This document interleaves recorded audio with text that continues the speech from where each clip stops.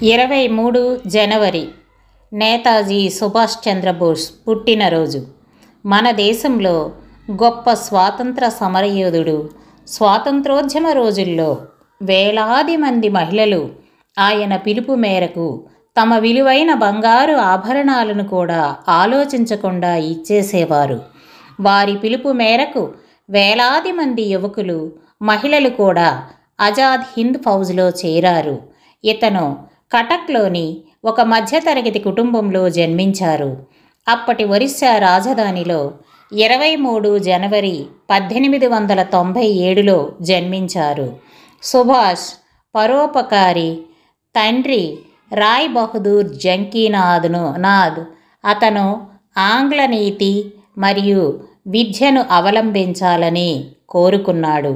విదేశాలకు వెళ్ళి చదివి ఐసిఎస్, ఇప్పుడు ఐఏఎస్ ఉత్తీర్ణులయ్యారు. కానీ సుభాష్ తల్లి శ్రీమతి ప్రభావతి మాత్రం హిందుత్వాన్ని, దేశాన్ని ప్రేమించే మహిళ. ఆమె అతనికి 1857 నాటి యుద్ధం మరియు వివేకానంద వంటి గొప్ప వ్యక్తుల కథలను చెప్పేది. దీంతో సుభాష్ మదిలో దేశం కోసం ఏదైనా చేయాలనే భావం బలంగా మారింది.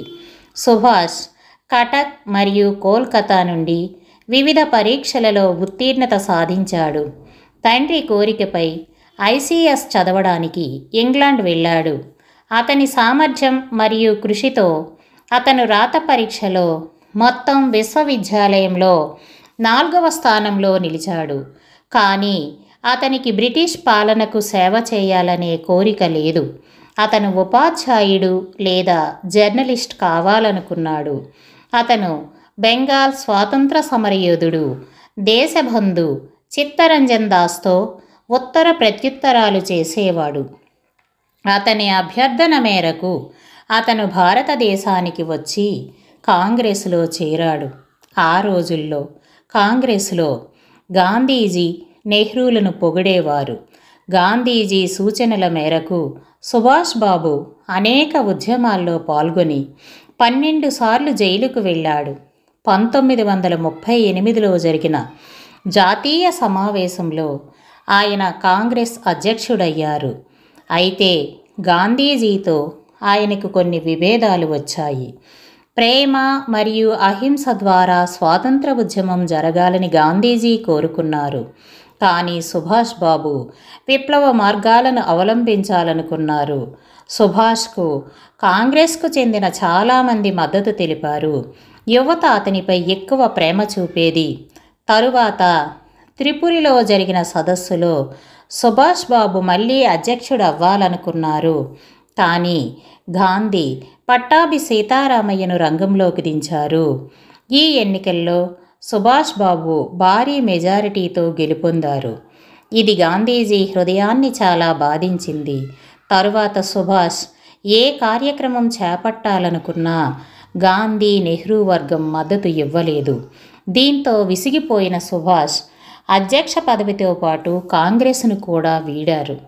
అప్పుడు ఫార్వర్డ్ బ్లాక్ స్థాపించాడు. అనతి కాలంలోనే సంస్థ వెలిగిపోయింది.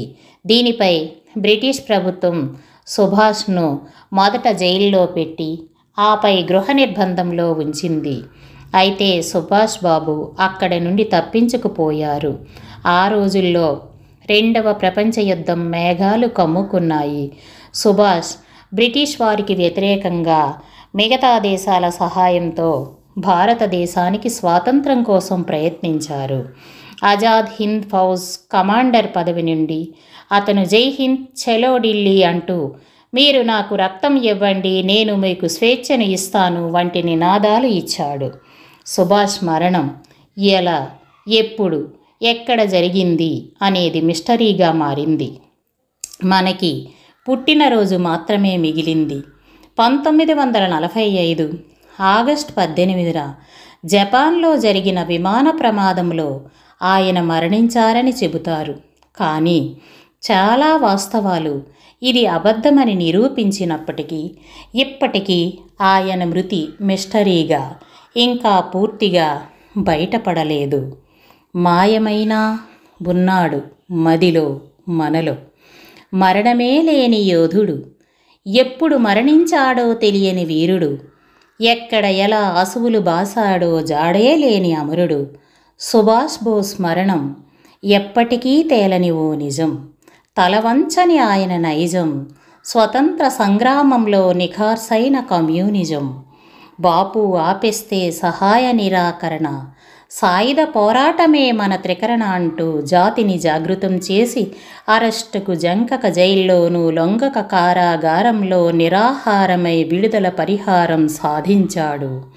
స్వరాజ్య సంగ్రామం అంటే సాయుధ పోరాటమని జాతికి సుభాష్జీ అయ్యాడు నేతాజీ. ఆజాద్ హింద్ ఫౌజు దళపతి నేతాజీ, భరత జాతి కన్న మరో శివాజీ.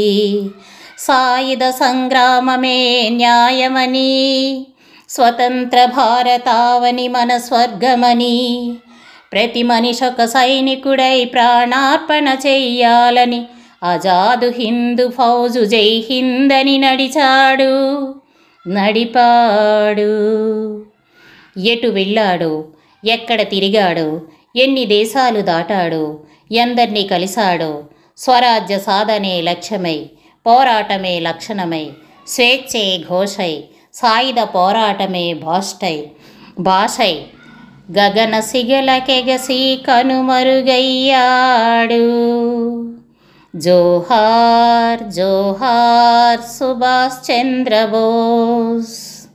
అతడే ఒక సైన్యం, తాను సైనికుడై జాతి మొత్తం తన సేన కావాలని తలచాడు. అహింస మాట వద్దు, ఆయుధమే ముద్దన్నాడు.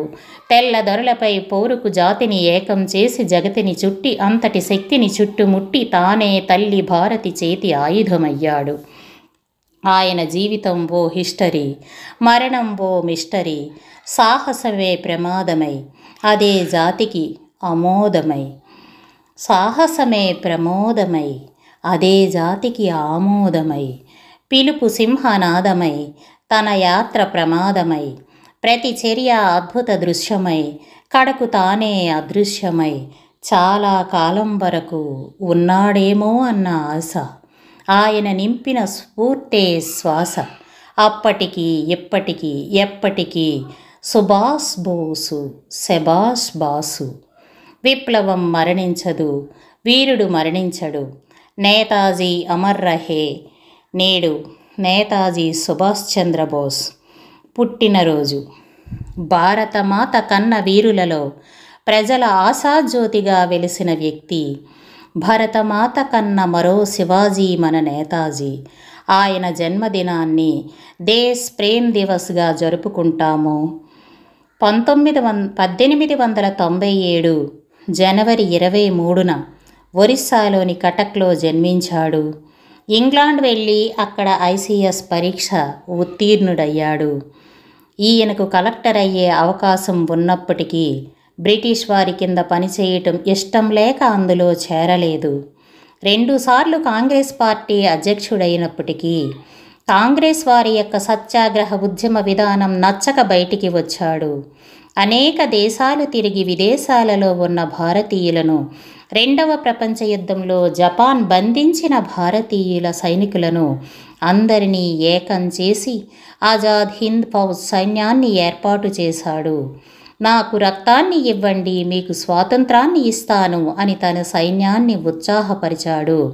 చలో ఢిల్లీ నినాదంతో సైన్యాన్ని ముందుకు దూకించాడు. ముందుగానే నేతాజీ ప్రయత్నం సఫలం అయ్యుంటే మనం స్వాతంత్రం సాధించేవాళ్ళం.